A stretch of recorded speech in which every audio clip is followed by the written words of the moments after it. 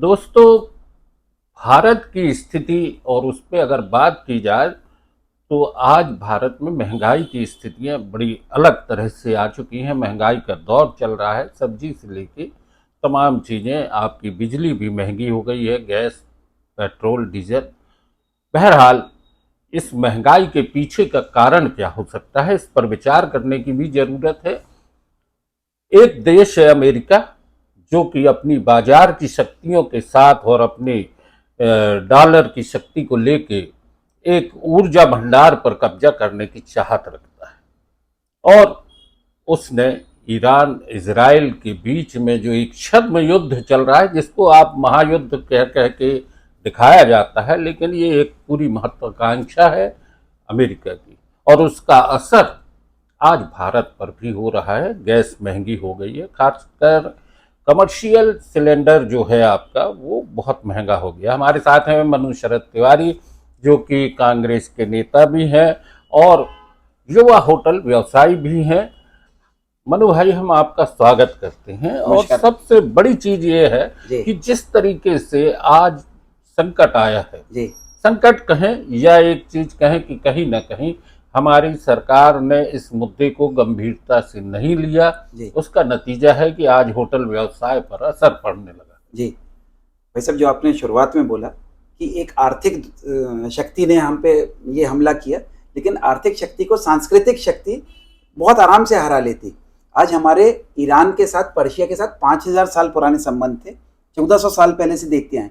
तो अगर हमने उसकी महत्वता खो के हमने अपनी महत्वाकांक्षाओं की दोस्ती को आगे बढ़ा दिया और एक देश का मुखिया वहां जाके बैठ गया, जिससे ईरान ने हमारा ईंधन और ऊर्जा पे रोक लगा दी है। अदरवाइज इतना बड़ा संकट भारत पे नहीं आता, बाकी देशों में होना स्वाभाविक था। मनु भाई, जिस तरीके से देखें, एक वैश्विक आर्थिक मंदी का दौर था मनमोहन सिंह के समय जी, लेकिन उससे भी भारत बाहर निकल आया था जी। तो कहीं ना कहीं तो ये है कि हमारी अर्थव्यवस्था उस तरह से नहीं है जिस तरह से होती थी कि आम आदमी पर इसका असर नहीं पड़ता था, हमारे व्यापार पर नहीं पड़ता था। देखिए, मनमोहन सिंह जी एक इकोनॉमिस्ट थे, पढ़े लिखे आदमी थे, डॉक्टर व्यक्ति था।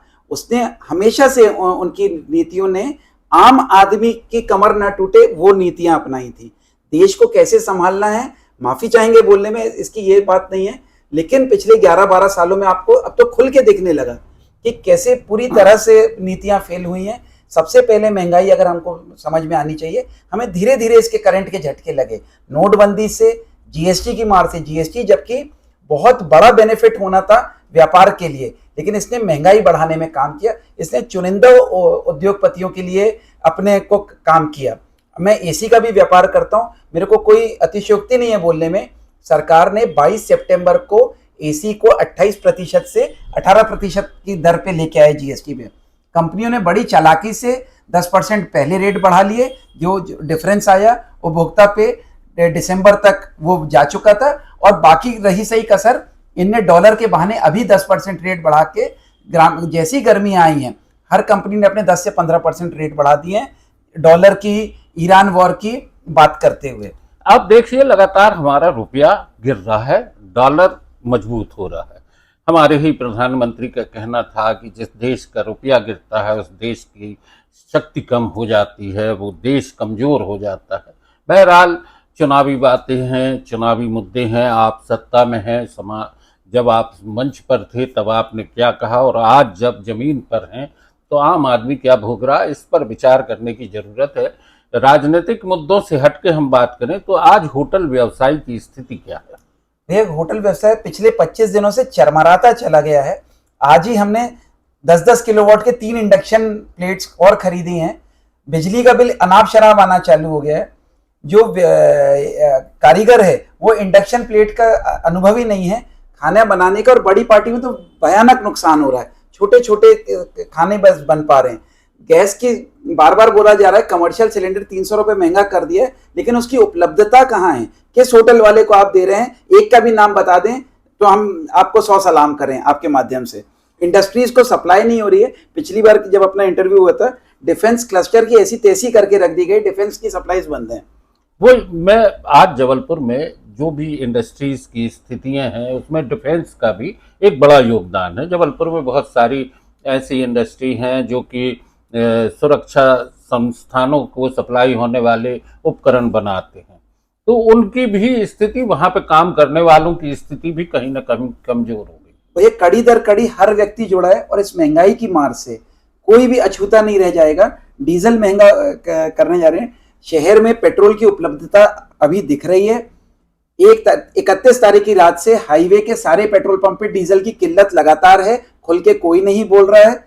जिस प्रांगण में आप बैठे, मैं इंडियन ऑयल का डीलर भी रहा हूं, सारे मित्रों से बात हो रही है। जो शहर से 50 किलोमीटर दूर के पंप हैं उन पे भारी संख्या में डीजल की किल्लत हो गई है।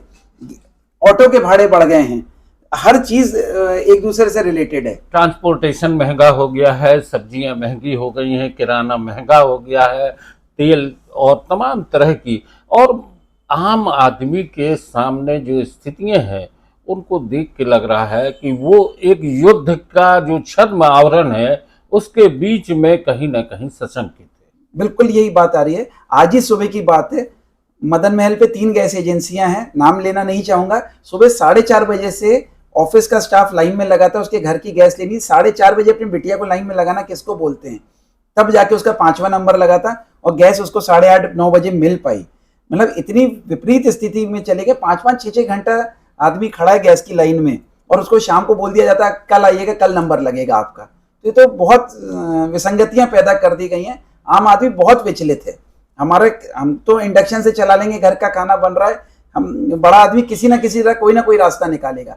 लेकिन एक आदमी जिसकी एक टंकी कनेक्शन है, उसकी टंकी गैस पे लगी हुई है, वो कैसे दूसरी टंकी लेने जा सकता है? वो तो जब गैस टंकी खत्म हो जाती है तभी जाता है दूसरी टंकी लेने। ये तो बड़ी विसंगति की बात है कि आपका नंबर नहीं लग रहा और आप परेशान हो रहे हैं।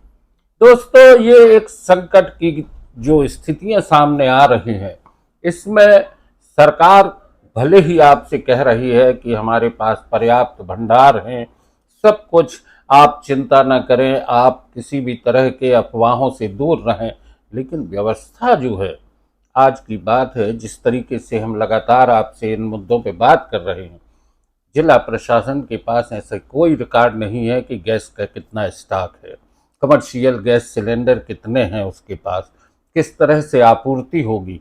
लेकिन आम आदमी कतार में है।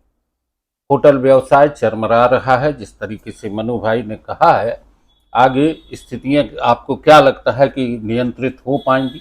भैया, जिस प्रकार से ट्रंप के स्टेटमेंट आए हैं और आज हमले की फिर से तैयारी है और ईरान ने तो डिक्लेयर ही कर दिया है कि हम जब तक हम पे जो आक्रमण नहीं रोकेंगे उसके पे बात ही नहीं करेंगे। स्टॉक मार्केट एक डायरेक्ट रिफ्लेक्शन है ही कि क्या होने जा रहा है। कल सूचकांक 1500 अंक से गिरा था। लगातार ये वॉर की सिचुएशन हमारे सिर पे आके मंडरा रही है और ये खतरा बहुत बड़ा है क्योंकि महंगाई दर रॉकेट की तरह ऊपर चली गई है। ये आपको इसका रिफ्लेक्शन इस क्वार्टर में देखने मिलेगा। एक छोटी सी बात से समझते हैं कि अगर ऑटो सेल्स में देखें तो इलेक्ट्रिक व्हीकल्स जो बिकती थी वो 12% की वृद्धि हुई है। उनको भी मालूम चल गया कंज्यूमर को कि पेट्रोल की गाड़ी लेना तकलीफ का समय है इस वक्त। तो बहुत सारी स्थितियां हैं। महंगाई आसमान चूमेगी इस बार। दोस्तों, इस सब के बीच में एक आखिरी में बात आपसे कहना चाहेंगे, अमेरिका, ईरान, इजराइल, इन 3 के बीच में जो कुछ भी चल रहा है, पर एक देश ऐसा है जो चुप है, वो है चीन।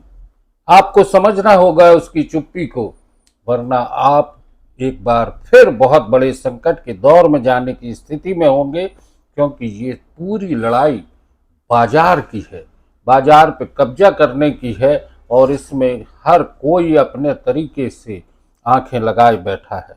नो न्यूज ओनली व्यूज पर आज की चर्चा यहीं तक। मनु भाई, बहुत बहुत धन्यवाद। धन्यवाद।